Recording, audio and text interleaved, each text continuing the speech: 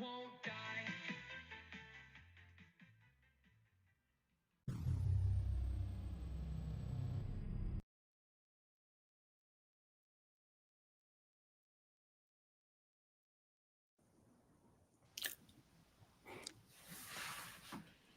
Welcome in, everybody, to Chaos in the Zone.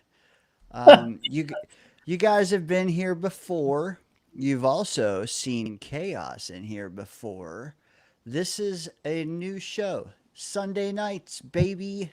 Hopefully, you guys enjoy it. Chaos, we're gonna get into what all happened today. But let me start with, brother, how was your week and what led you here to us in the DZ? Oh man, what a week. It's been a long one, man. It feels like forever for me. I don't know, but I had all kinds of things going on here in California in Sacramento. Um, but what brought me here was you, man. Was you. I love doing your show on Fridays. I wanted to do something again on Sunday nights, and I wanted to do something that was just something we from scratch that we could build, equally, as equal co-hosts in that sense, and just put our creativity together. And I think that we've always had a nice chemistry, and um also selfishly wanting to hang out with my friend a little bit on Sunday night. Dude, I appreciate you, man. For one, if you're on the East Coast watching us, appreciate you being here at 10 p.m. You and I, though, we are West Coast Jet fan brothers. I don't think we're close to Alaska. I don't think they call that Eskimo brothers. I think that's something else. But we are we are West Coast brothers, man, and gonna meet up at some point.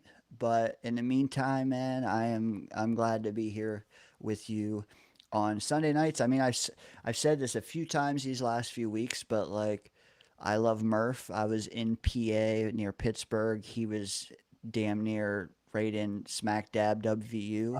So we were like that far apart. Kind of made us brothers over there. Then I come over here and you're like equidistant to me now. So I do the show with him Friday nights. We're that far apart on the map. Now getting this going on a Sunday, it's cool because what I'm looking forward to and appreciate the chat's already going. Appreciate you guys down there. Spike that like button. But what I what I see myself enjoying out of doing a Sunday show is the freshness of it. Um, Typically, I ho hum Sunday through Thursday. I'm like, should I squeeze in another live because I want to talk about the game? And it's like, no, I'll just put more into Friday night, and then that rolls around, and the game's 5 days removed, and my opinions have swayed. Not anymore, man. We're doing this Sunday nights. You can get my fresh perspective. We can get yours. Now I know you do the watch alongs, so they can get your immediate early in the morning, but then a few hours go by and you can really get more nuggets and let things digest a little bit. But I think it's going to be a win-win, man. And it takes me to the first point we ought to make. E Boogie, he says it right here. My week was good as well, but this morning, waking up, the very, very first thing that I saw on my feed was the fact that Nick Mangold passed away. Ripe age of 41, man. That is literally, I'll be staring at 41 here in a few years. So it hit me. What did you think seeing that? How did you see that? Thoughts on that entirely? Just I was getting ready, for showtime. It's a big ordeal. I got to set up because I'm pretty much stuck here for 4 hours. Like it's 4 to 5 now. We stay for the conference after the game, the press conference. Um, and I just saw it come in. Like I think it was Samini right before the Jets did. I saw it on Twitter. I saw it just pop up, and my stomach just turned and my heart sank. And you know, I mean, this guy was. I love this guy. He was our team. Like for a few, for those couple of years, which were some of the best. Obviously Jets years of my life up there. There were like 6, 7 amazing seasons, maybe total. And those 2 seasons, um, it was like he instilled this confidence. Like you felt like a real team because of him. Like you didn't feel like the underdogs. You didn't feel as much like an underdog. Like the Jets always have this complex about feeling like we're the weaker team, we're the underdog, we're the kids getting bullied. But when Nick Mangold, man, when they would put his graphic up in the beginning of a game, you thought, no, we're the men now, and we're the men because he was a man. Like in the best sense of the word, right? A leader. He was strong. He was powerful. He was reliable. He was like right away. You could sense just from hearing him talk. Like this is a person that I want to hang out with, that I'd want to drink a beer with. Like that would care about everybody in the room around him. It was just so blatantly obvious when you look at him, the kind of human being. Some people are just like that. You could see exactly who they are. And to know that that light has left this world was just a devastating way to start today. You hit it, man. I spent 30 some years in Ohio, being a Jet fan, and there wasn't a lot that I could pin my Jet fandom to and say, "Ha, Steeler fans, I got you." One though was Darrell Revis going to University of Pittsburgh. They wanted him in the draft. Boom, we swiped him. We traded up and we swiped him. Man, I never let them live that down. The other though was Nick Mangold here, man. Buckeye, Buckeye through and through. Somehow he landed with us, and not only did he and we spoke about this a few minutes ago. He might be one of the last lifelong Jets. Like the way the NFL is nowadays. I mean, hell, you got last week people talking about trading Quinnen and shit. Like it's just the way of the world now. Not Nick Mangold, man. He was here. He was here the whole way. He made Pro Bowls. He took us to places we've never been in many of our lives. Maybe not all of our lives, but many of our lives. Um, yeah, it's tragic. Tragic. I know my significant other is torn up over it as well. The first thing she said was, "Man, he's so many kids he has," and we were all tracking, his request for assistance from us, and it's just like, man, I just wish he asked sooner. I wish, Yeah. but like you can't just go. It's just hey. Aside from all that, man, we all lost a good one. His family lost a even better one. Tough, tough. Yeah. So, Yeah. what I did like to see is Woody's comments on it. I thought they were respectful. They were nice. Chris Johnson's comments on that were nice. Also, the team was like they were locked in on it, man. I don't know if you saw. I know you were in midstream and shit, but like Braylon sounded off on it. He's out injured. Garrett with the Buckeye connection with him sounds off on it. Sanchez sounds off on it. The one that got me, Rex Ryan Yeah. sounding off on it, man. That if I played it right now, you'd probably see me crying again, and Yeah. it'd be the second time I watched it. But man, like I think Willie any one of Willie too on the Jets channel. Yeah, Willie Cohen couldn't even talk. Willie. Couldn't even talk. See, I didn't see him yet. Okay, Couldn't even talk. Bart Scott had to take over for him and then go back to him because he tough played right man. alongside him. Yeah, Yeah. yeah. I mean, Rex was the same, but thankfully was able to muster some words, and those words hit. You know, um, tough. So again, if you're watching, appreciate you guys. What I would say too is like Nick, he knew things were going on, but still, 41 is not long enough on I know, this. like soon I'm gonna be 41, and I'm like, you know, Yeah, dude, here in like 10 years, right? hopefully, like, oh well, I'll admit it, I'm only like 4 years away, but like, actually, that's only because I'm going like backwards and multiplied by three. But uh, But it's not long enough. yeah, yeah. But we couldn't start the show like a norm like we normally would, with happiness and energy and goofing around or of any kind, or even celebrating the win with that, and even though it's the first show and everything, I feel like it was important that we pay tribute to him, send our love to his family, just his kids. I Just I agree, and hey, man, like, could any one of us tomorrow, hug your loved ones. And it kind of like it's not the best segue, but like it's kind of how I felt leaving this game in that like savor every morsel. And we'll get into like post game thoughts. I want to just like let's just segue into the game, man. What? Let me ask you, what did you think? Because I know what I thought. What did you think heading into this game? Like, do we our chances? What needed to happen? Should we win? What's a surefire way to lose? Just anything you want to say about like thoughts rolling into this game at 0-7. Well, I got to admit, the only one part of it that I got right, in the sense of how could we win. I didn't think we would, but in the how could we win, everything I said was wrong in the way we could win, right? I talked about long possessions. I talked about turnovers. I talked about really crushing Flacco on every play. And really the only thing that was right, and it was the thing that's given us a chance to win every game that we've been close in, is that the one thing about this team is we are like a mosquito. Like if you think about it, we just hang around.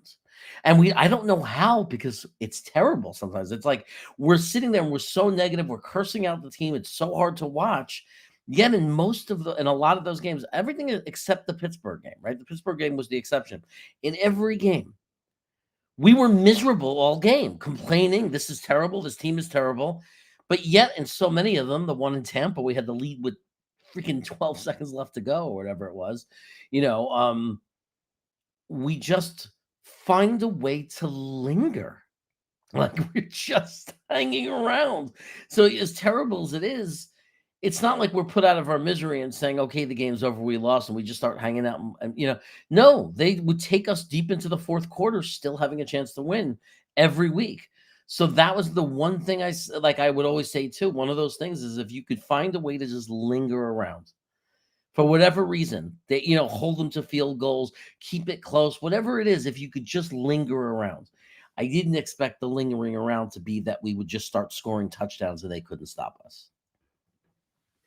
Yeah, you know what? And even like when we couldn't stop them. It's like just begging the D for one stop. Eventually, we'll progress through it. What I would say is like heading into this game, like I thought the key, like I thought there's no way we have a chance unless JJ and Will McDonald get home repeatedly, like 4 or 5 sacks. If you told me now that we would have what one, you know, I think we had one, right? Who was it? I don't even it know who it was. was Will McDonald in the second to last drive. Mm, He yeah. got one, Mm. but like you said, the pressure was not a factor because Flacco just releases the ball so fast. Um, It's funny that he got obvious, it. It's funny, by the way, that he got it that drive, because that's the drive I didn't watch. Green Bean had to go on a bio break, and I had to take over. And I literally started talking and forgot about the game, and then said, "Oh, look, we got the ball back." So I had nothing. I missed that entire series. Yep. That was one where they threw a quick out to Chase. He dropped it. I'm like, how often does Yeah, I that missed that happen? whole thing. Yeah. Then they ran it. we stuffed him, and then oh, dude, Will McDonald, he's got a knack for showing up when we need him, and he did. He Yeah, did. they got to figure out how to get less Clemens, more McDonald on that field. Coach him up, guys. Figure it out. Yeah, Coach him please. up. Coach him up to stop the run. And I saw him stuff a run play today. So like I saw him get in there a couple of times. They've got to coach him up. We need more reps from that kid. We do. We do. And we need, I mean, we all, I imagine we all saw Clemens have a chance to take Flacco down on a third down and went after his toes. And Flacco just stepped over him and ran, scrambled for a first down. And that was embarrassing. It was That was, critical play at the time too. Critical it, play. it, it certainly was. It could have killed a drive, and it did not. See some people in the chat though, and acknowledging Mangold, E Boogie, appreciate you, Hazel, Stranger in the house. Stranger was here Friday night, big time Bengals fan, Mm. and I made the bet with him. I don't know if he accepted my bet, but I said, hey, if the Jets win, you have to stay subscribed for the rest of the year. Here he is back.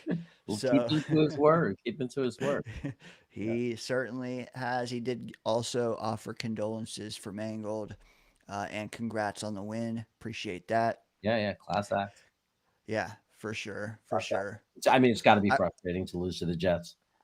I mean, and I'm espe- not saying that to rub it in. I'm saying it's like jumping into the shoes of another fan. That's got to be really frustrating. I mean, Carolina was 3-3 when we lost to them, and it was hard for me to swallow losing to Carolina at home. it's also like frustrating when you see your offense put up almost 40 points. Yeah, Like, yeah. and And Justin Fields, who couldn't, who had negative 15 yards 2 weeks ago. yeah, yeah. So if you are watching, let us know what you thought of the game. I like to think of it as like two different games, to be honest. I mean, maybe more than that, but the first quarter and a half, Hmm. like it just going down the drive chart, you see like we were like 3 yards or 3 plays, 7 yards punt. Like it was like punt. The first 3 or 4 drives, we couldn't do shit. I thought that Fields looked much like he's looked the past month. Um, and then midway through the second, we were down 17-3. Rough, man. You get down 14 that fast. It's rough. I think spirits were all time low. And then we had a drive. And tell me if I'm crazy, but like during this, I'm saying to myself, okay, well, I'll get into it. But like there was a drive midway through the second. It was our first touchdown drive in weeks. It started though with a 34-yard strike to Tyler Johnson. And I was like, whoa, that was actually a good pass from Fields. What was that? Yeah, And then I started like paying attention. And like after that, he started to me looking more confident. He threw that frozen rope to Johnson. Then I'll tell you what, man, that moon ball shot over for a touchdown when he almost got sacked to me was lucky. But those two passes in a span of 1 to 2 minutes, I felt like that kind of woke him up because after that, man, he started hitting a 10-yard, a 12-yard, a 15-yard pass. We haven't seen that. And it doesn't sound like much. We have not seen that in weeks. So maybe it was just he needed that strike and that touchdown to kind of get him back in mentally or confident or however you want to say it. But it's all mental. The game of yes, football is all psychological. So yeah, dude, um, I do believe that. I think also like the New York fan base is a blender. Um, we got tank crowd already, chomping at the bit. You got the owner already talking about him. It's 6, 7 weeks in. He's only played what 5 or 6 games. Already talking about him publicly. So yeah, I feel like the last 2 or 3, he had a little bit of the yips. Call me crazy. Um, but that first drive, I felt like it meant more to Justin Fields than it meant to us. And I felt like his play afterwards maybe supports that. What do you think of that? Do you think it can be one throw or two throws in a single drive that can really like start making things click for you? Yeah, I think yeah, momentum is a real thing. We know that, right? Momentum and momentum is not just with teams, it's with individuals, right? When we have some success and we get confident, it's so, you're talking to somebody who's a therapist. So, obviously I wouldn't be in the profession I'm in if I didn't understand the importance of our mental state. And a lot of it is just, you know, I think that you have you have three different engines in your brain, right? One is the analytical, the front of your brain where you're the most calm. And the way to stay there is to breathe and stay calm. And then you have the emotional part where you start to lose that a little bit. The emotions start to take over. And sometimes that could be not a horrible thing if you can control them and regulate them. And then you have fight, flight, withdrawal, fawn kind of phases. And I think he shut down. Like, I think he literally, it was flight, like for those 6 quarters. Like, he just mentally shut down. And it's psychological. He got some confidence. He made that pass. He even said that over the last week he meditated and did all this like soul searching. And he came out with a new attitude and he let it go. He trusted himself.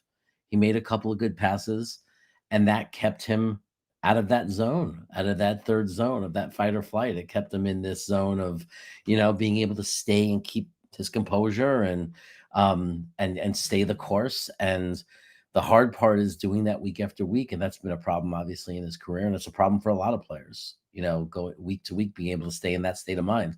But it's everything, the mental part of the game, and I think that I think that pass definitely, gave him that momentum, gave him that confidence, and then you saw what he's able to do when he's in that zone.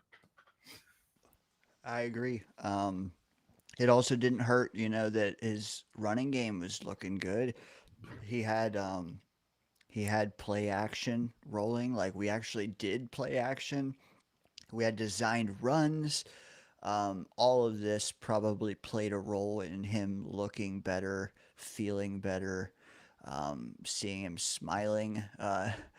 It was a fun watch from a few minutes left in the second, the rest of the way. Um, the troubling part was the fact that we were scoring touchdowns, but we were also giving them up, and it's like, come on, please make a stop. And I mean, pat through the air, through the ground. I mean, you could give it to us any way today, and we were taking it. I think Sadly, for 10 minutes today, we got to see what complimentary football looked like. And it's been a long time since we got to see that.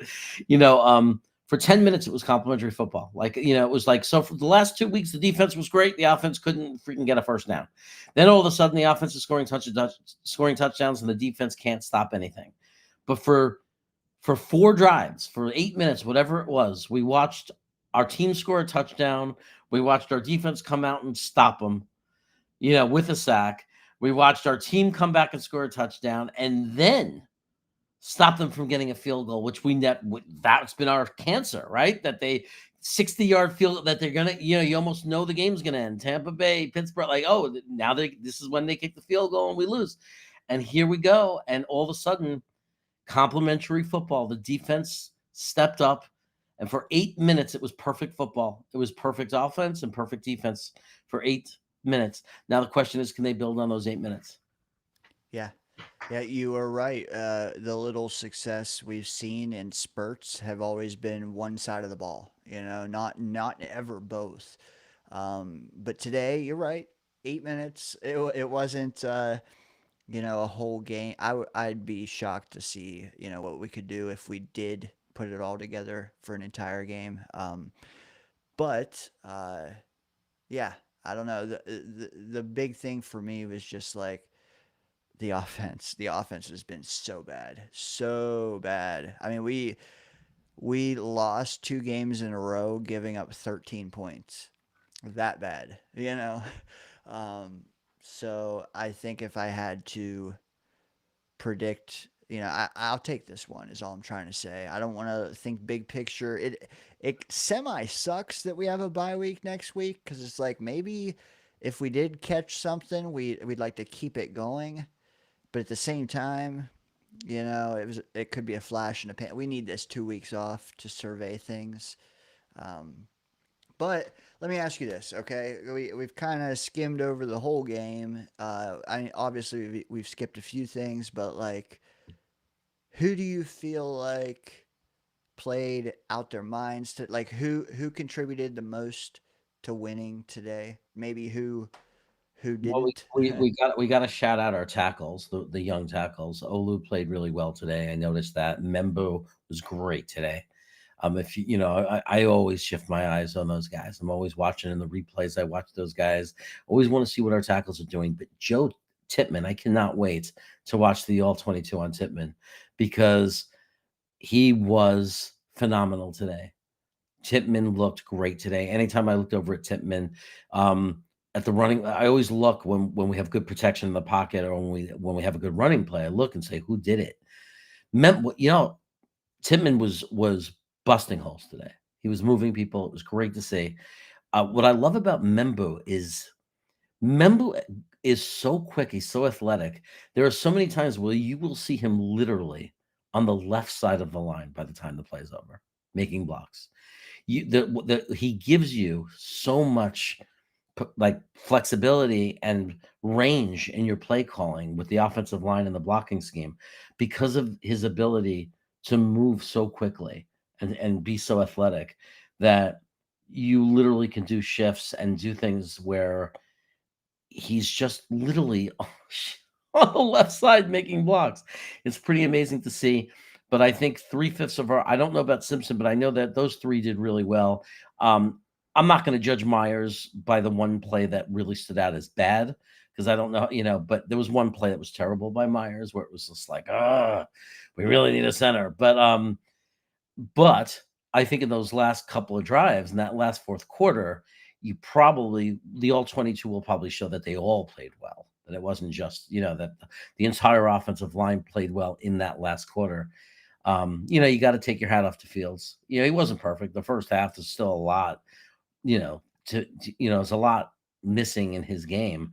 But when he opened it up and started playing Justin Fields football, Justin Fields football works if you allow him to play it. That was missing for the last 2 weeks. It's nice to see him moving around and using his legs and giving the opposing defense something to worry about. Because when you just drop him back in the pocket and he just stays in the pocket, that is not enough.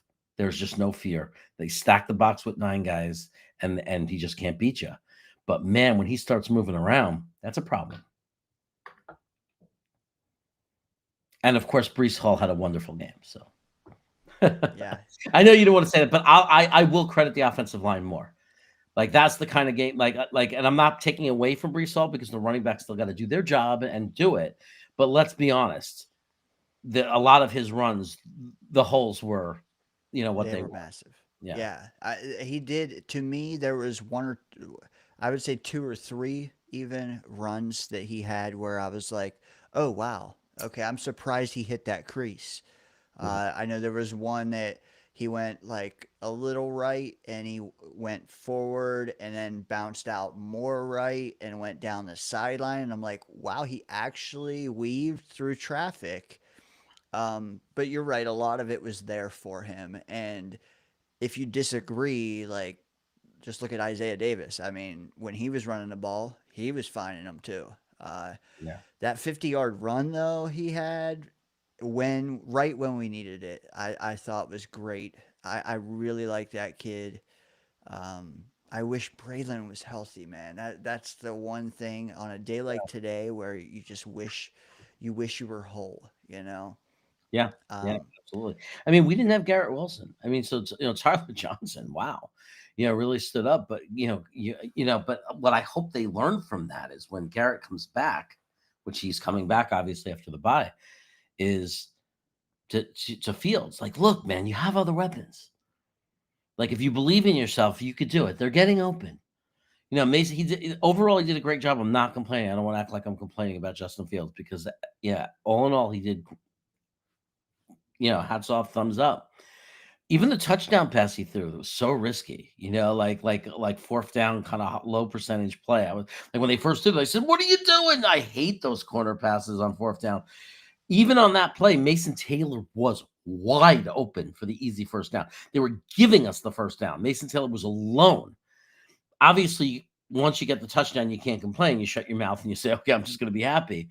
But he has weapons, and he has to have confidence in those weapons. Like, yes, Garrett is the guy. He's the go-to guy, and he's our main weapon. But I hope today taught them there's some talent on this team, or with good scheming and good blocking, and time in the pocket, or moving around the pocket. We we're not one dimensional. There's other ways and there's other weapons we have. I think Mason Taylor really has stood out in the games where our offense has been open. Anytime our offense has been open and we've been throwing the ball, and like it's minus the last couple of games, you look at this game and then the 2 games before the 2-game fiasco. Mason Taylor is for real. You know what I mean? He's a guy that's he's like 1,000 yard tight end receiver. If you take like those few games where he's the guy who can get 5 or 6 receptions for 40 to 60 yards every week. You know what? And you saw him make some phenomenal catches today. A lot of people like to cook him for his yards after catch, but like so much of that has to do with placement and accuracy. And honestly, I don't even care about the yak. If you're making catches like he made today, oh my God, some of them were just buttes. Give me that. Give me that, especially on a day with, like you said, without Garrett Wilson. We needed some people to step up. People, plural. He was definitely one of them. Like it or not, like I like it or not, Brees was one of them. I thought he did exceptional today. My thing with him is consistency because, he has several games with like 2 yards a carry. But today he was on. And when he's on, he's on. Um, I so will. shout out to him. I think one thing to be excited to what we can't forget to say is this offensive coordinator, when he gets good quarterback play, reminds me of LaFleur. It was the same thing with LaFleur. Yeah, Same you're thing right. with LaFleur. When he got good quarterback play, I think we have a real offensive coordinator. I do. I just think that his quarterback has to function. Yeah. But as soon as And and his offensive line. So when the offensive line functioned, and his quarterback was able to open up and play well with some confidence, there's nothing wrong with this offensive coordinator. honestly, too, you're probably onto something because I was just thinking, like, I wasn't too pleased with this first quarter. But then it got way better. And I've already mentioned what I think of Fields in his day. Once he got going, the play creativity ramped up. It got better looking. You can't just be like, it's kind of hard to show out as an OC when you get terrible quarterback play. The one thing you can say about Engstrand, I don't know. That first 4th and 1 we did, what the hell the idea was there. I knew it would fail. We all knew it would fail once we saw it developing. Running back 7 yards back, and you're going to pitch it and send them to the sideline The one when mistake was giving him the ability to audible out. There are certain plays where you got to take away the quarterback's that option to audible. Like that should that have been. was yes. Yeah, I'm sure they have a way to call that play without the option to audible. Right? There's like a different signal they could send in that says you're not allowed to audible out. You're not allowed to change it to a play where you're throwing the ball backwards 5 yards, but we need 6 inches. Yeah. Dude, and that was good. Yes, that's where I was heading. Is that wasn't the original play, and I would love to know what was. But there was also some other 4th or 3rd and shorts that we had passing plays, and it's just like, man, can we can run Fields up the middle? How many times has he failed? With a sneak or a delayed draw play or anything. Like so far, I feel like we're batting 1,000 there. We just rarely do it. But yeah, I guess keeping the D on their toes is fine. Just don't.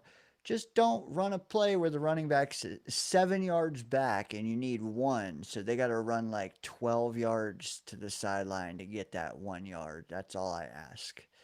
I got to chime in though here, Chaos. Daniel Murphy joining us. He said, "You know what's a beaut? This collabs show." So shout out to Murph.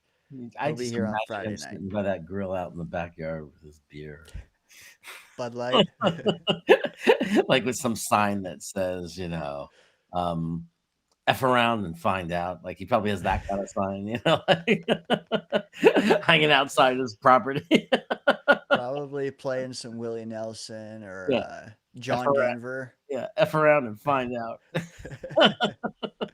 Country roads. Country road. Yeah.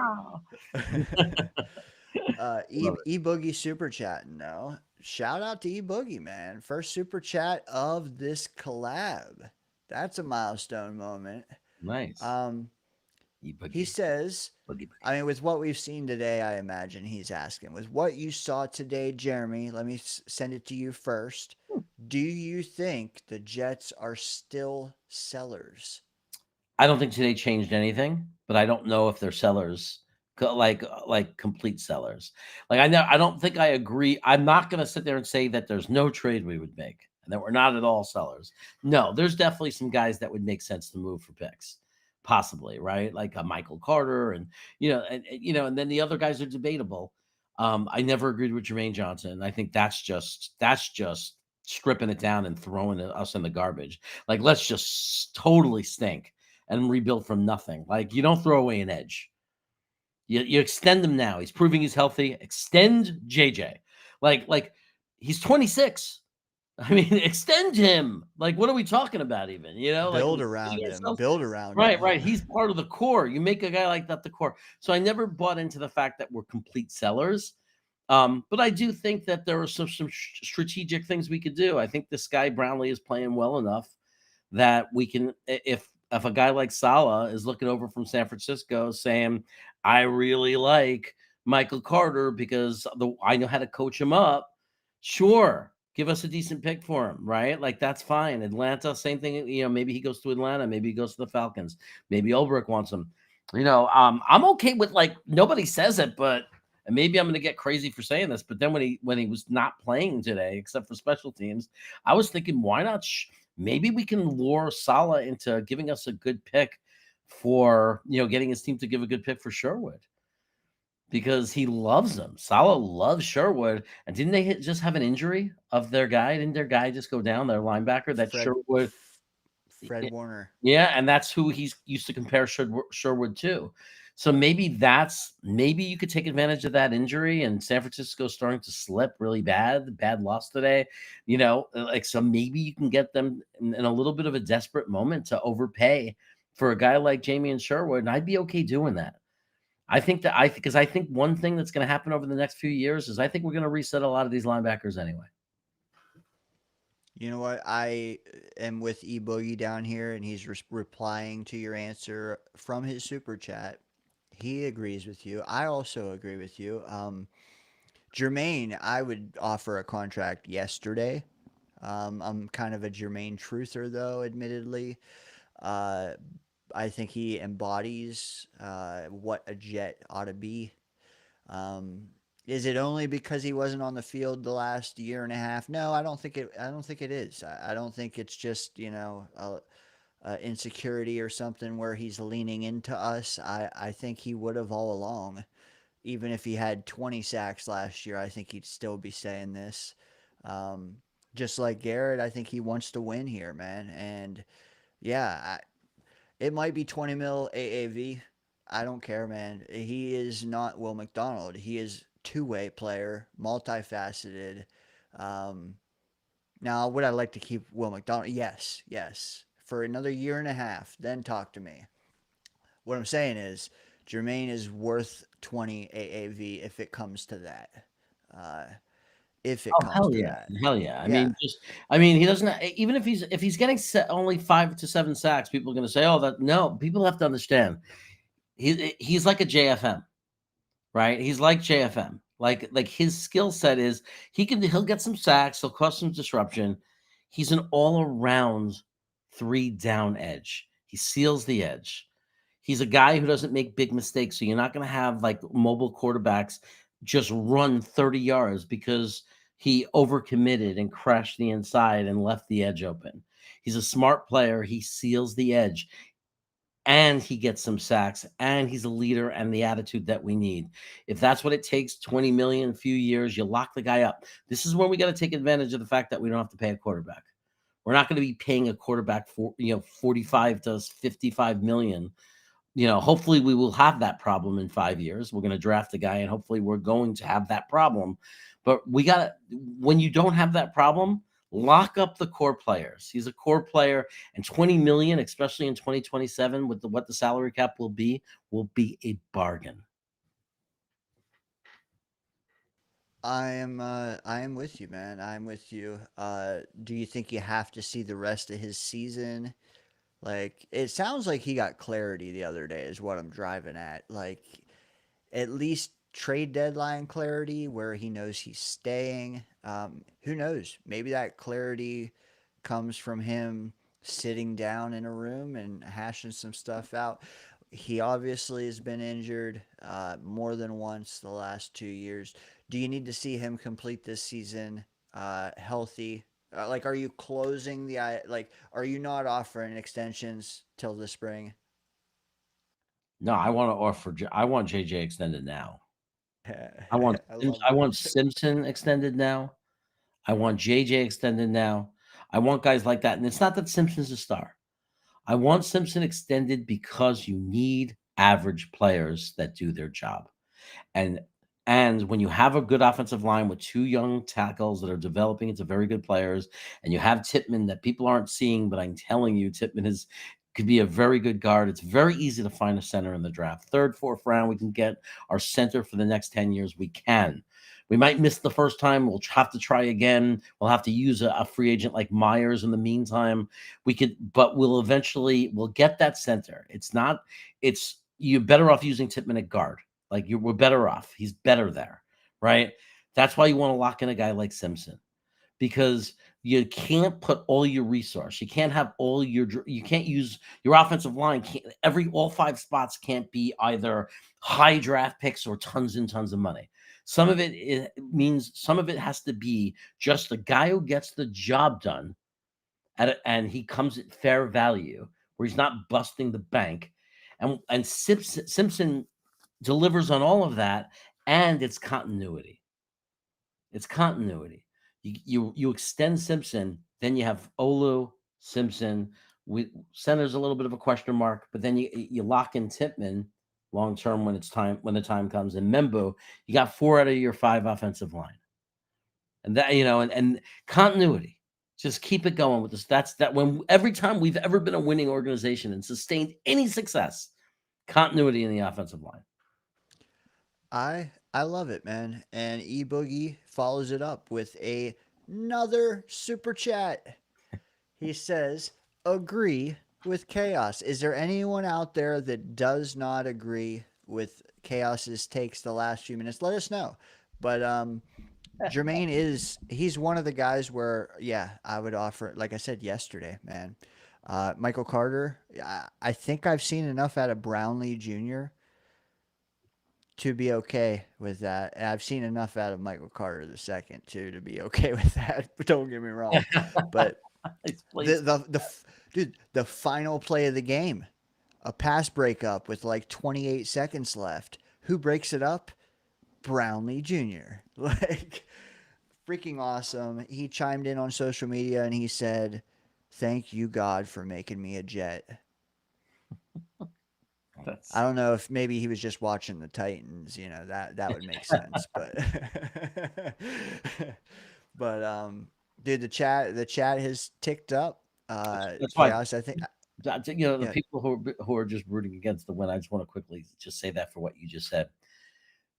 Getting some wins. I understand the draft and all that. And that's why at the end of the season, I don't care so much. But we needed to get some wins, man. These players need to start believing in the system and everything. And from what I hear, there was very good reaction in the locker room. You got to keep these guys alive in this and believing. If we're going to go with AG another year, which it looks like we are, to have this opportunity, like we shouldn't root against our team. I'm not talking about like your draft. I'm talking about long term. Like If AG is the coach for the next year, you're not rooting for them to fail so he gets fired. You're rooting for us to all be wrong and he turns it around and he's a good coach, right? So the only way it could happen, the only way we could have some positive things happen for this team is we needed a win and we need a couple more so they can believe. I agree. I agree. We have an uptick in viewership chaos. Just so you know, we have some new people in the crowd. I just wanted to take a beat here to showcase a few of their chat messages and thank them for being here. This is going to be a routine Sunday nights in this time slot, so check us out. This is episode 1, baby. And guess what? We're undefeated. Chaos. Maybe every Sunday we do this, we're gonna win. I don't know. Maybe it was us planning to do this show. Maybe that's what Yeah. turned the tide. I don't know. Maybe it's Johnny Boy, I'll tell right? you one thing, man. It's like our Well, favorite Mexican friend. it might be Johnny Boy. I'm not gonna lie, but if it's not, it's either the start of this show or it's me wearing this jersey for the very first time. I can promise you one thing: in 14 days, I'll be wearing it again because I'm not gonna chance it not being this. Um, But yeah, Johnny Boy joins us. Billy SBC, I saw you down there for a bit, man. Appreciate you. Wow Wave, even you, brother. Appreciate you being here too. Cam Ward's Um, #1 fan is here. Nice. oh, Matthew, let's go Oregon. Quack quack. Um, appreciate it. Infrared, the Jets Life podcast. Anthony does a good show over there. I think I heard Wild Wave say he loves how when one show closes, another opens. If you don't have the Jets Life podcast on your feed, go add them now. That'll be another one there. Love you too, Wild Wave. But like, so the tank crowd. We got to talk that briefly because you just touched on it. Chaos. A lot of people did not want to see success this soon, even. And this soon, it's like we got one win before Halloween, and they're still not happy. They think they've seen enough out of Aaron Glenn to deem him as not the guy to see success here for us. Do you think that? And let's not get it twisted, man. He has shown some alarming things. Namely, the first thing that comes to mind is not sending Folk out there at the end of that one game. Like, what the hell? Um, but do you think his shortcomings early on in this stint are something that will we're doomed to repeat? Do you think it's things that he can learn from? And I know you don't know, but like gut feeling, is he in your eyes out as being the guy that can turn this around? I'm never gonna say that it's final. Like that's it. He can't be the guy. I'm not gonna say that. I'm gonna say that I'm tired of the Detroit argument. Like I think that's nonsense. We have to stop using that as an argument. I think that we've seen a lot of mistakes, and at some point, and I think we saw a little bit of it today, a little bit of hope today. At some point, you need to start seeing learning from the mistakes. Right. And that's the thing that's more important. More important than the mistakes are, is he accepting them, learning from them? He might never admit to the media and the press conference he's making mistakes, but what are his actions? Today, I think there were some actions that looked a little different as if he was learning from some mistakes, like taking the field goal. Probably it was like to Green Bean, it was an overreaction. No, this is a situation where you actually could have went for it. But it's almost like he pulled back and said, "No, no, no." Like he convinced himself, "Take the points. Don't let the emotions get the better of me. Take the points." And he really got rewarded for it. Because even though we were down a lot, when he kicked he made it an 11-point game instead of a 14-point game. But but those little things, taking points helped. And at the end of the game, those points were the difference.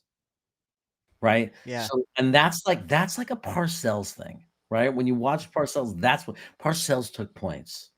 Mm-hmm. And he thought ahead, he planned ahead. He was calm. He didn't panic. He knew that he had the rest of the game. So if this is what Aaron Glenn is learning, and we have to go through his lumps and while he figures this out, at least it's happening now. It's happening in a year where we weren't going to win anything anyway. And if he suddenly starts, through this year, takes his lumps and learns from his mistakes and becomes a better coach in that way, gets the guys believing, gets more of his kind of players in, and next year starts to win more and better things start to happen. Why I'm not gonna say he's out. He can't be the coach, or he's never going to be a good coach, and that's a definitive reality. It's like no. The difference was like with Adam Gase, for example. He'd already coached 2 years in Miami, right? So he wasn't going to change. And we saw it the second year that he regressed and got worse, right? So we don't know with Aaron Glenn. We have to see where the rest of the season goes, and we have to see where next. And then when they bring him back, which they are going to bring him back, so we may as well just root for him. We have to see what they do, Yeah. right? What if next year and after the first 8 games we're 4-4? We're going to start feeling a lot better about this guy. You know, I tend to like notice a lot that a lot of takes in this fan base are a lot of the strong takes at least are like an overcorrect approach. And I don't want to sit here and list samples like I feel like it was, oh, we're a quarterback away. That's all we are. Let's go get Rodgers. You know, that's one though. But like another is Salah, a lot of people believe, was given too long of a leash. He was here too long. Now Glenn comes in and he doesn't succeed right away, so it's, oh, pull the plug. Well, you guys are just, you're overcorrecting because you think that Salah needed. You know what I mean? Like, is there some of that at play? Maybe. I will say though they're not entirely unfounded because there was a lot of decisions that Glenn made the first 6 or 7 weeks that I questioned in game. Like today, one thing I didn't, and I want to get your thoughts on is you score a touchdown and you're down 8 there at the end. Are you kicking an extra point and making it 7, or are you going for 2? Or maybe I got the math wrong, No, but that was a very questionable call. But I think what he was probably thinking was there was enough time in the game at that point of the game that it would tell him what game he had to play.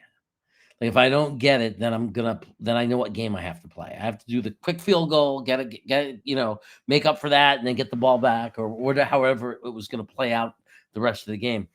I didn't agree with the call. I didn't. I'm not going to pretend I did, even because it worked out. But I understand what he was doing. What he was yeah, doing was, to me, it was I don't want to play for the tie. I don't want to have to fight my way back and play for the tie and let out, basically shoot the load, to get the tie, and then we run out of steam. Especially the way the defense was playing, so I think that he just said, if we don't get it, then I know I have to. Well, it'll change the way we coach the rest of the game, it'll right? correct. Right, Yes. but and we'll have to do a quick score kind of thing and get it back, like that kind of thing, or let's put ourselves in a position. And he was feeling it. He was feeling Hmm. like like our offensive line started to take over. Like our new friend is saying, the Bengals fan in the chat is saying, the defense is a mess. Cincinnati's defense is a hot mess. It's true. And I think that he saw where the opportunity was. Like he saw that he believed that he could score that 2-point conversion, and that was the better. Like we had the momentum. Like just take it. Don't go down 7 and now we have to score a touchdown to tie it. And Yeah, then you know what I mean? Like, I I do. think I do. away as the away team, you don't want to go into overtime with tie.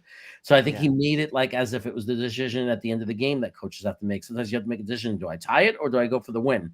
When you're on the road, there are people who argue the rule is go for the win. Why not find out on that first touchdown? So then, because if you get to the information of missing it means you're changing the way you're coaching the rest of the game. And if you get the first one, you don't have to try two, like, because you only need to get Yeah, one 2 point conversion out of two, right? But if you get the first one, the next time an extra point wins the game. yeah, If you fail the first one, you know you got to do it again and you have to convert that one and you still get 14 points either way. You know what I mean? You need 14, but if you get 8, then 7 wins it.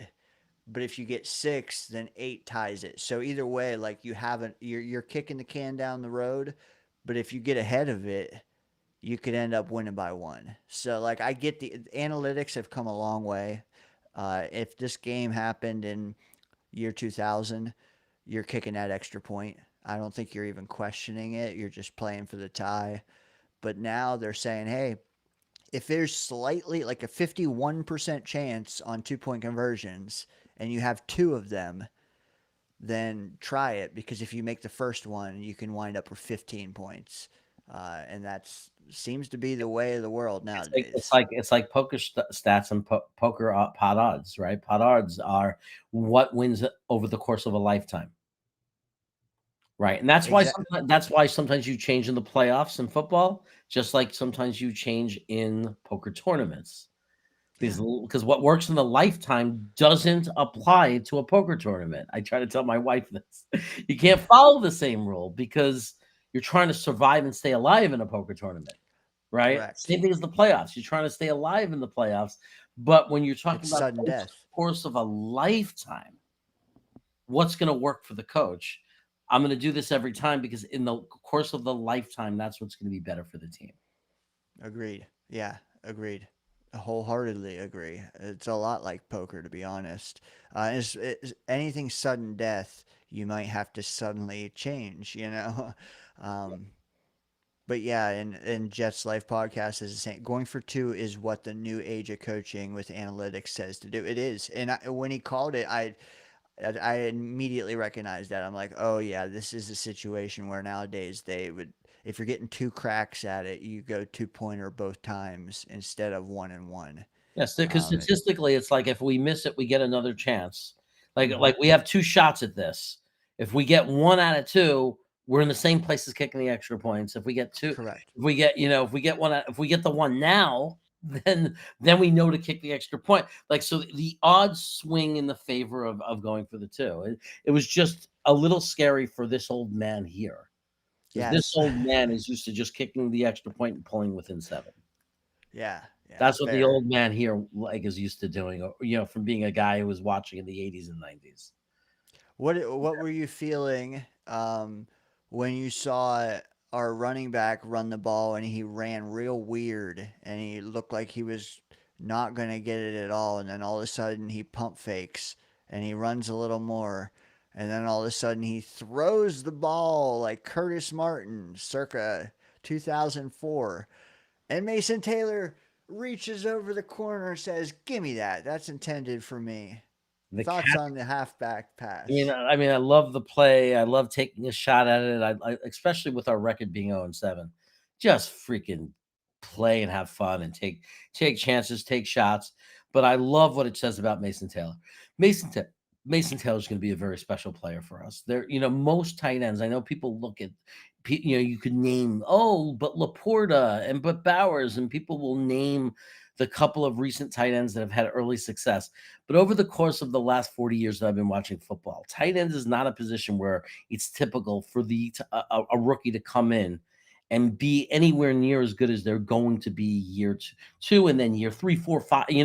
Like if you look at Kelsey's first year, Kittle's first year, right? You can look at a lot of tight ends, their first year. The guy from what's his face? I'm forgetting his name. A little for Baltimore, um, Andrews. If you look at their first year, they get a lot better.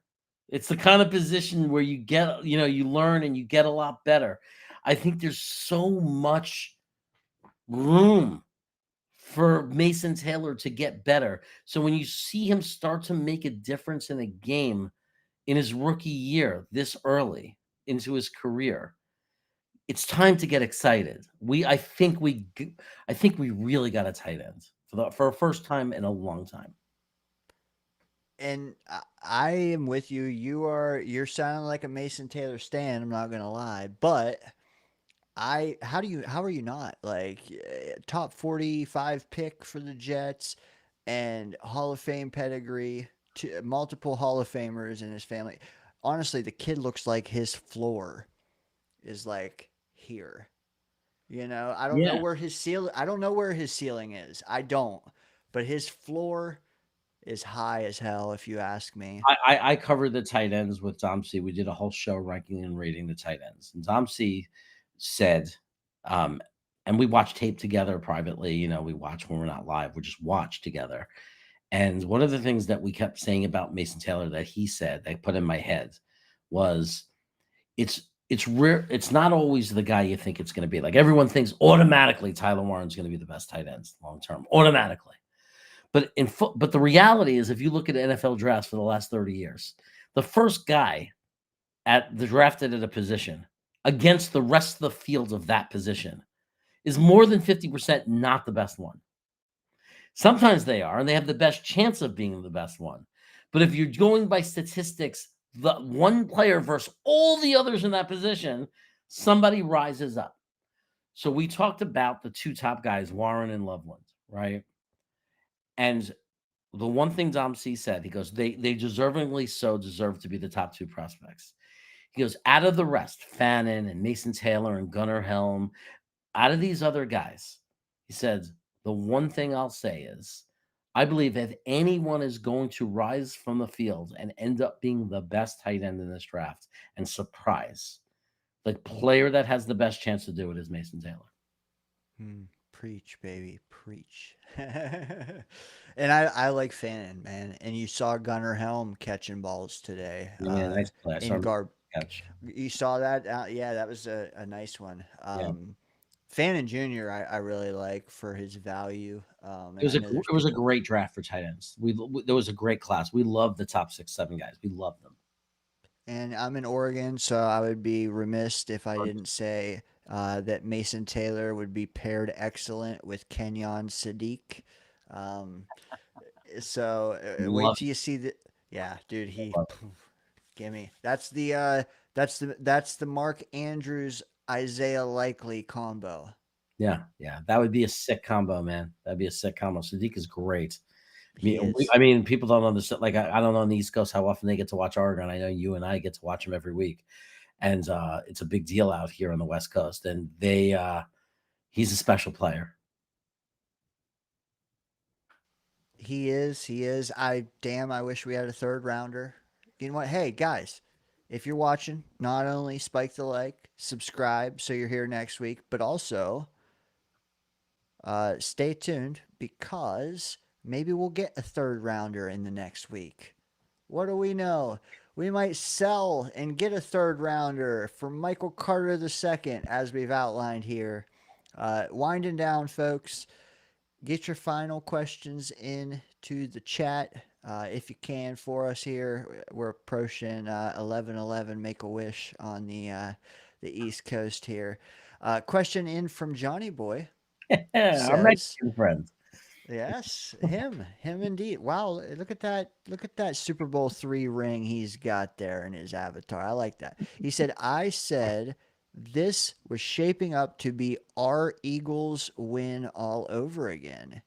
Is it just this game, or can they keep building off of this game? And then thoughts on Arian Smith today. You want to take it, Jer? Well, I feel that we build on every game, even our losses. I think there have been games we built on. I think our defense builds on, the 2 weeks they stacked 2 weeks, and I think that even today, getting lit up, some of that success from those 2 weeks. Don't think that those last two stops that we made aren't connected to some of the good defense you saw from the past couple of weeks. When they absolutely had to, and the game was on the line, those guys were able to come together and make a couple of stops. And I believe that it had to do with the success of the last 2 weeks. So I think even when you lose, you can build on things that are working, things that are going well. When we were losing, we started throwing the ball to Mason Taylor, the guy we were just talking about. We're building on that now.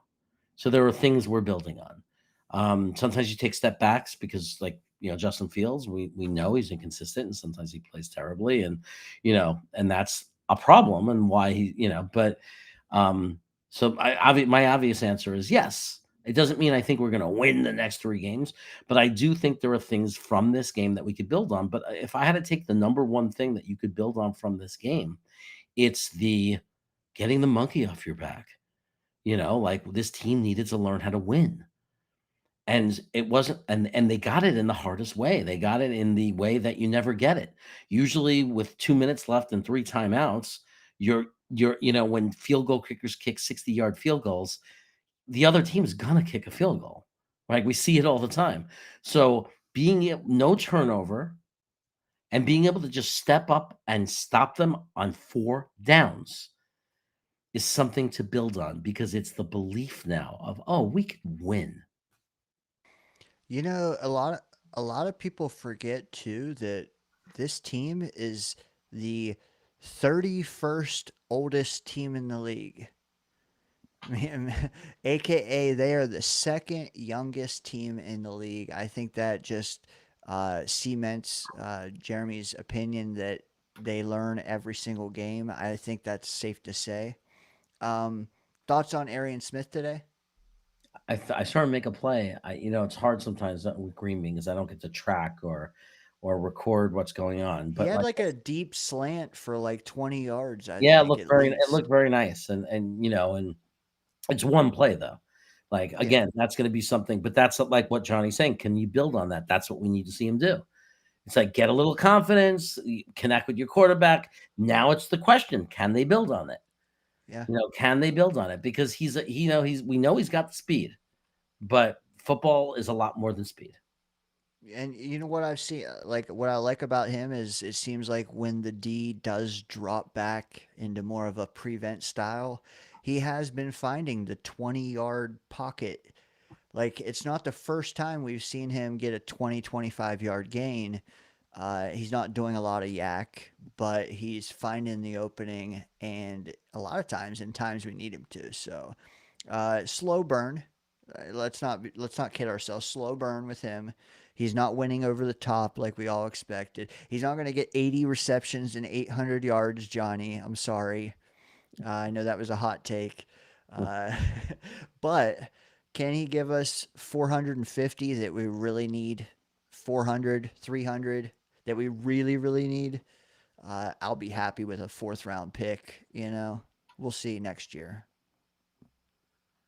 Oh, And as we wind down, Chaos, I imagine you just a couple minutes left. sure. Okay. Johnny Boy, question for you. Thoughts on the benching of Sherwood? What does that mean for the future for Quincy? Any long-standing ramifications for the brief benching of Sherwood there? We just don't know. It may have been a 1 day benching. We don't know. We don't know what it was. Was it his play? Was it something he said? He may have said something. He may have had a bad attitude. He may have complained about something. There's no way to know. What I do know is it's a good sign in the sense of not for Sherwood. It's a good sign for if you want to believe in this coach, if we're going to have this coach, accountability, right? So obviously something happens. The fact that he was willing to bench him has that the whole team sees that. Right. So here's a guy who gets the sticker on his helmet or whatever is supposed to be the captain of this leader. And he did something, whether it's his play or his attitude or something he said, whatever it is, whatever happened, the fact that he held him accountable is everything. It's I'm everything. with you. It means I'm so much long term because then it's like the players will never say, "Oh, he'll never bench me," though. Like they'll never say that. As far as it means for the long term future, I don't, none of these linebackers are untouchable in my mind. They're also good players. They're okay. Like Quincy's very inconsistent, right? And it's like, so I don't know if we get the right, if we get the right offer for him, then fine. I don't think you need to. We need to dump any of these guys and push them out the door. And if you can get good value for them, fine. Like on a trade, or if you can retain them for good value, fine. But they're not needle moving players for the long term. Like if we're dreaming of a Super Bowl in 2028, 2029, I just don't think those are I could be wrong, but those are not the guys I'm thinking are going to be the critical pieces in that equation. So maybe I'm wrong. Maybe Sherwood learns from this and comes out. Maybe he hasn't been the same guy. Maybe he comes out and he's the guy we saw under Salah, and maybe that's a big part of our team and why we in 2 years now we're winning. I don't know, but to me, it's like neither of those players stand out in importance to the future the way Jermaine Johnson, Sauce Gardner, Garrett Wilson, Olu Fashano, Membo, Joe Tipman. Like these are the guys, Mason Taylor. I mean, these are the guys that are the critical core that we have to build around. I am with you 100%. I think Johnny Boy is too. And he was right so far. He is 100%. I'll give you that. While Arian may not get 80 receptions, at least Folk is 100% for our boy Johnny Boy. Um, a question that we already hit once, but I just want to get quick thoughts for the late people that join us. Don't have to elaborate much since we already did, but who would you trade at the deadline? Would you extend anyone right now? I know we've heard it from you, but just real quick. Okay, real quick, I'm just going to say the infrared. He's who's saying, but none of them played and we got the win. Okay, as far as Sauce Gardner, we gave up 38 points, and the guy that replaced him gave up a deep touchdown in the end zone. So scratch that idea that long term, it's going to work forever. We need Sauce back long term, week to week. We won, but we gave up 38 points. And on the Garrett Wilson side, just like the Bengal fan that's in here says it himself, we played the worst defense in the NFL. We need Garrett Wilson. So, let's not, yeah, we were able to do all this today in one game, on one given day, in one game against a terrible defense. That don't forget what Garrett Wilson has given this team for the past few years. Give me a break. So we do need those two players. And then don't say none of them because the other guys I mentioned, Olu and Memba, were a giant part of today's win. A giant part. And Mason Taylor was a critical part of the win today too. That catch he made in the end zone for the 2 points or the touchdown, right? So, yeah. So let's just clear that up. And now I'll answer this question. Thank you for staying plugged into the chat because I'm producing. I don't always see them all, so No, that helps. I just wanted to address that because I know it could look like it. Oh, why do you need Sauce and Garrett? You won without them. Well, their context. We got to have some context. We gave up 38 points. Let's not pretend that we didn't miss Sauce today. They did whatever they wanted to us for 3.7 quarters or 3.5 quarters. They did whatever they wanted. So let's not kid ourselves. You're right. Yeah. And I love Infrared, by the way. We're friends. I'm not yelling at him. I'm just I like that he threw that out there because it's good. Have a Yangling with Infrared any day. That's his drink. Yeah. I mean, but we wanna throw that out, things like that out there, so we can address it, right? And say, hey, let's not confuse ourselves. Sauce was missed today, and Garrett we got by because we were playing against as their own fan who's here. So no disrespect, defines it himself as a trash defense. Question for the panel: who would you all trade at the deadline? Anyone else? Like I said it before, I don't want to trade JJ. I don't want to trade the guys I just mentioned at the core. Quinnen Williams, I'm not looking to trade personally. I wouldn't be looking to trade him, especially at what they're saying the value is of him. No way. But if that's wrong, I'm going to pick up the phone. I don't think who would you trade? Michael Carter. If I would get something for him. I would get something for Michael Carter if I could. I'd get something for Cisco if I we're not going to get anything for Cisco, but I would happily trade Cisco. Let's see. I'm drawing a blank on Lazard. You're not touching the O line. I'm not touching the O line. Untouchable. Okay. I mean, unless it would have to be a disgustingly gross offer. Because I've heard talk. Oh, Simpson, someone contending might need a guard. I'm not touching Simpson. I'm not touching Simpson. I want to extend Simpson. I want continuity. I mean, if you want to trade me a second or third round pick, then maybe I have to consider it. But they're not going to do that anyway, so it doesn't matter. No one's trading a second or third round pick for Simpson for 9 games, and then he's a free agent anyway. No one's doing it, so it's not even worth talking about. Anything after a third round pick, why would I do that? I want continuity on my offensive line. I don't care if Lazard goes, he's gone anyway. I don't care if Michael Carter goes, he's probably gone anyway. Um, I don't care much if Quincy Williams or even Sherwood, like again, if San Francisco is panicking and they want to overpay for Sherwood, I saying overpay. So it's very clear to people. I'm not looking to dump him, but if they're going to give us a pick that's higher than he's worth, then do it. Do it. Get value if you can get value. But Right. those are pretty much the only guys. I don't want to see any other guys go personally. There's a difference between like Oh, Clemens, you could trade him. Yeah, okay. Yeah. I would take a diaper rash to get rid of him. Yeah. Trade me a meatball farm hero.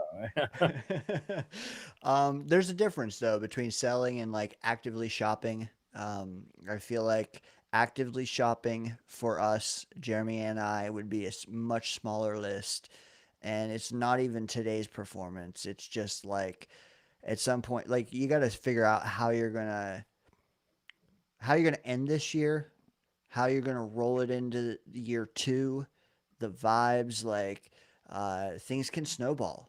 Shout out Jets Worldwide. Things can snowball here. And I don't think any of us want to see the first 7 games we've had also be our last 7. And there's value in that. We win today, yes, but like, what if we can win a couple more down the stretch to where this locker room doesn't want to blow their brain, like Yeah. you got to end on a good note. You got to band together, and also like if you sell too many guys, you may not be able to tell who you have left how good they are because there's no one left around them. So you can't just sell 5 guys next week. It's impossible If for we one. if we found our way to winning 3 out of the next 4, I'm not saying it's gonna happen. I'm saying if we did, a lot of people be freaking out, the draft, or this or that. But if we found a way to do that, and we're sitting at 4 and 8, don't people understand that psychologically how much better that could be? Because then if you Yes. look at the schedule at that point, we might be able to scrape up. Because at that point, it would be very believable to get to 6 or 7 wins. Like, do people Oh, understand why sorry. that would be valuable? Oh, perfect. Just psychologically for the players, for the clubhouse to say, "Oh, in the second half of the year, we turned it around." I mean, because everybody wants to bring up Detroit. That's when you should be bringing up Detroit. Like, when Detroit turns around the second half of their year, I'm not saying we're going to because of Detroit. I'm saying if we did, you saw what that can do the next year. Turning it around for Detroit in that one year, the next year led look what they became. Right, right. It's not often that you whimper into an off season and then come out blazing the next one. Come on now. Like you gotta be respectable and then capitalize, like add to it and tinker, but like just limping through to January is not the vibe I'm looking for, at least. And I mean, if you want to blow this all up and start all over again, not even just that, start all over again with less things in your cupboard. What do you got? Less dead money, but you have less talent too. You know what? Go somewhere else. Don't even come here. Like, just I don't know, man. The values that I seen attached to most of our guys, I felt like they were all about a round too low. So there's a few guys I'm actively shopping. MC2. But also, if we keep him, you know what? I'm just going to be a harder critic of his. I'm going to expect him to be closer to 2023 MC2 than anything we've seen since. Because I excused him for a back injury all last year. This offseason, that's all hey, he had a back injury. Let's remember that. Since then, still bad. So if we keep him this next 10 days, if we keep him, you're going to hear from me if he's still terrible. But we want to keep Brees. Fine, keep Brees. I got to see him hit a home run this year. I mean, hit one home run. Well, I think he finally did today. Depending on your definition of a home run, but No, I want to see him uh, break a 70-yarder or something. yeah, dude, that's what I want. Like that's what Brees Lightning is. Come on. Um, You extend John Simpson like you said. Barney asked, "What about AVT?" Can you hit that? I gotta step away for 30 seconds. Can you talk Yeah, AVT I'm and talking. like, Yeah, can we sure. even do it? Yeah, go ahead. Give me 1 sec. So here's the thing I think about AVT. If his value has slipped as much as we think it might have, then why not take him? Why not grab him if we can? It doesn't even have to be as the determined starter, right? But if if we don't know what the interest is going to be on him, so if nobody is going to touch AVT, if no one's going to make him a big offer, when I say big offer, if no one's going to pay him more than 6-7 million, and I could be crazy, and someone's going to because people like to take chances on guys, right? But if they're not, I don't think we have to be screw him. He's gone. He's injury prone. Not if he's cheap, because in the games where he's played, where he's been healthy, he's been decent and he's good. And I would pay 5 to 6 million, even if he's a backup, for a backup guy who could play tackle or guard, who could play 4 out of the 5 positions. 5 or 6 million for a swing tackle slash guard, right? And we saw how fast people go down, right? We saw him go down. Like, what if Titman goes down? What if Simpson goes down? Whoever the guard is, right? What if somebody goes down? The nice thing about Titman is you could always move to center. So when so when you say how do you feel about AVT? AVT is about what is the price, because he does make this a better football team at a price, depending on the price. $5 to $6 million. There's our OL6. There's your guy. Again, remember his versatility. He could come in at tackle or guard. What an amazing sixth lineman he would be. Well worth $5 to $6 million. And he might win the job in camp if he stays healthy. Indeed, and that so much of it will do with him and what he feels, and we can't say. Does he feel like he deserves to be given a starting nod somewhere? Does he feel like he should test the market? Does it, it can, because I mean, hell, we saw it, the top guard last year or the year before, Hunt, go to Miami for like 20 million per. Maybe he thinks he can get 10 or 12 on a 1 year prove it deal somewhere. I think if it was a prove it deal, I'd give him 10. That's my hard line. It If I would like to give him, like you said, like 3 for 25 to be like a rotational piece, a chess piece for us. But the thing is, you can't go into training camp with him penciled in as a starter. He has to be exactly what you said. Swing guard. I don't know if that's a term. Be our swing guard or swing tackle. Swing everything. And It's yeah, just our swing every. fixed Dude, offensive lineman. I'll hang an upside down pineapple in his locker room. Just swinger galore. Uh, but for that price, yes, I'm not going to pay. I don't want to. If we got to sign a guard in free agency and the asking price is 20 million or like 15 plus, maybe I draft one in the third or fourth and have him, just both in the mix. I think he's a valuable piece. It's tragic, literally tragic, what's happened to that kid the last few years. He's tired of losing too. The question is, does he want to redeem himself alongside the Jets redeeming themselves? Because that would be what I, as a competitor, would want to do. I've let us down. We've sucked. Let's rise together. Or do you want to wipe your hands and go to a small market and heal and go back to the well, after a 1 year deal? That we don't know. He is not off my table though, as he is a lot of Jet fans. Yeah, absolutely. I don't know why you would ever take a guy like that off the table. I know people when he first got hurt were frustrated and said he's gone. He'll never play again. No, I don't want him ever wearing it. It's like, what are you talking about? He's not gone. He's a Jet right now, and when he's healthy, he plays well, and he's versatile. He has value. I'm not saying we should go out and pay him a ton of money. I'm saying he's not gone. We should look and figure out and explore what he's going to cost us. That's all. Like, it Yeah. doesn't make sense. Like, it's not his fault. He's not getting hurt on purpose. It doesn't make sense to have this attitude to just throw people away. It's like you saw Becton wearing his beautiful Super Bowl ring, right? Yeah. I mean, part of that was because Saleh was such a weak coach. Like he got bullied because when Becton went to Eagles, he had no problem playing guard. When he was a Jet, he was wearing shirts that said "I'm a tackle." You know what I Oh mean? boy. That's what happens when you have weak leadership. Because it's the one thing I could say about Aaron Glenn. If you say what's one thing you like about Aaron Glenn, well, you saw what he just did to Sherwood.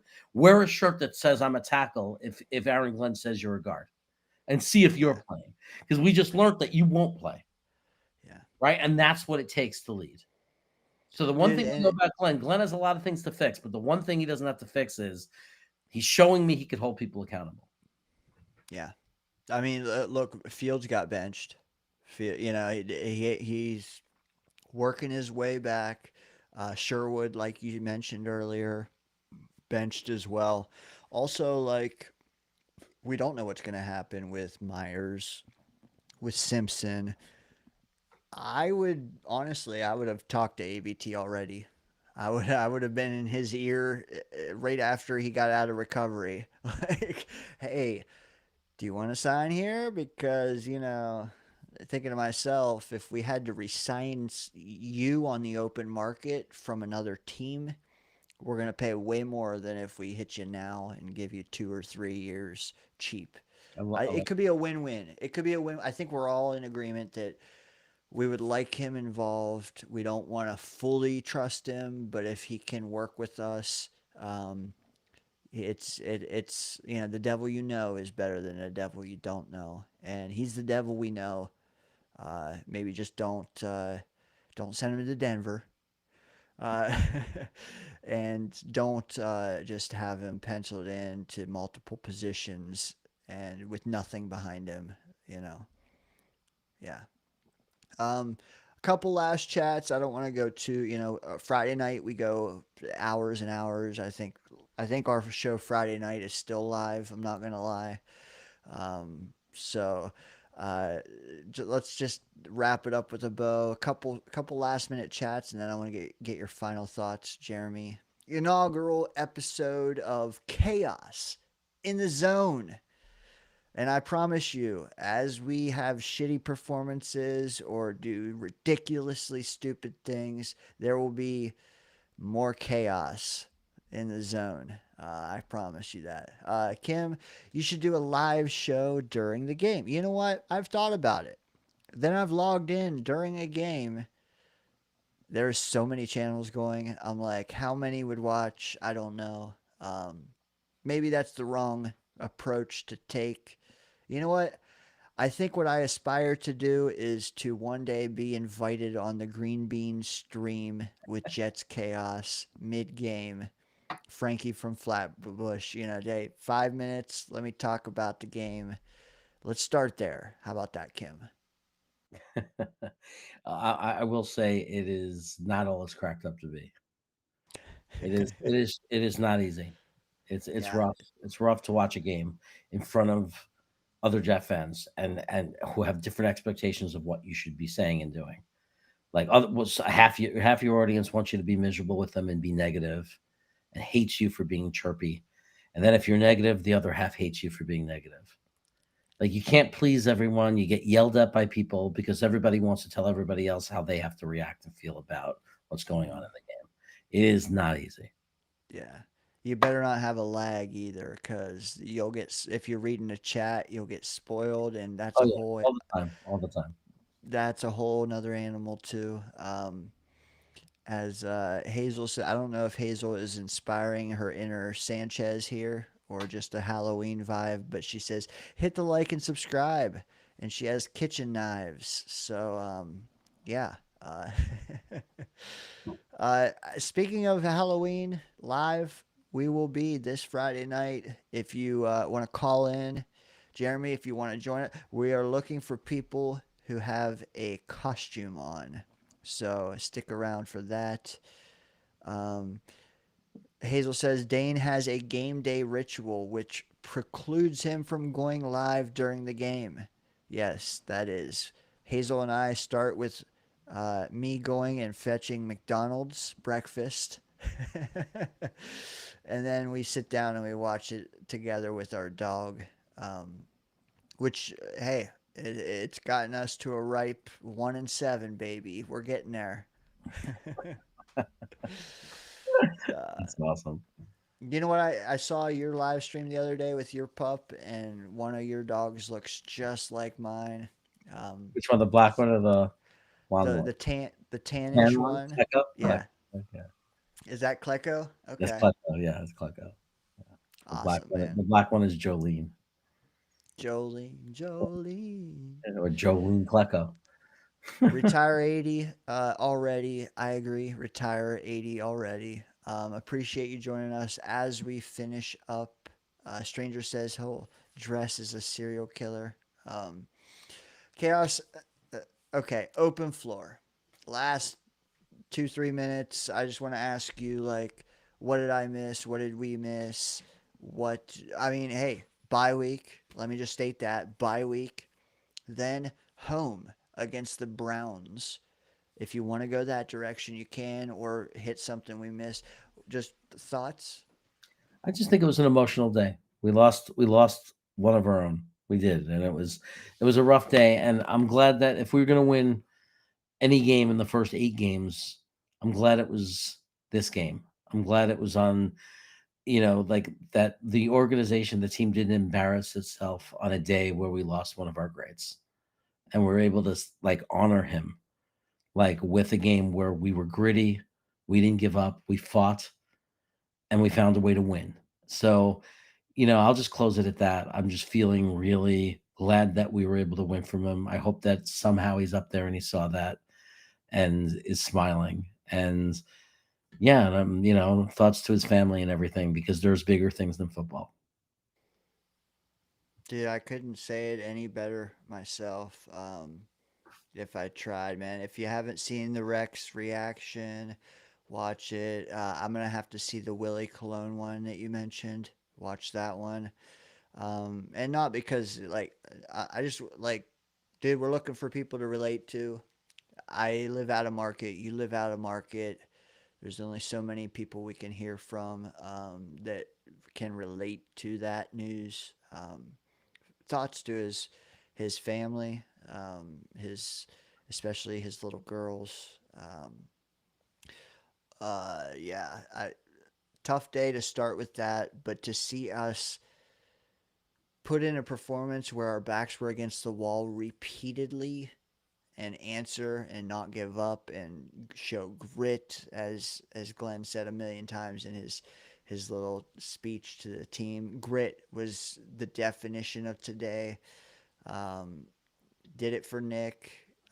Hopefully, hey, we finally got off the monkey off our back, like you said, and that is awesome. We also got the first episode of Chaos in the Zone out the way as well. So you'll get custom intros now. You'll get all kind of bells and whistles. Just stick around. We're gonna get it better each and every week. And good turnout tonight. There's still 15 watching on YouTube. It went up to 20. So looks like you guys do want a place to vent on Sunday nights. So we will be back. Chaos, do you want to go during the bye week and just survey the landscape? Look forward to Cleveland game. Do you want to take a week off and then No, come we should back? be trying to do it every week. We want to be consistent for these guys, right? We want to give a show, even if 3 people are watching. It doesn't matter. We need to be the anchor. We need to be here as much as we can. I'm with you because we didn't talk. We didn't talk next step. Also, it's like 3 days before the trade, or 2 days before the trade deadline next Sunday night. We can look at that. Oh yeah, Is there any new news? If there's not, we can look at the Dylan Gabriel led Browns. Go Ducks. Um, yeah. So hey, appreciate you, man. Good show tonight, chat. Thanks for watching. Appreciate you guys. Um, have a good night, man. take care. Later.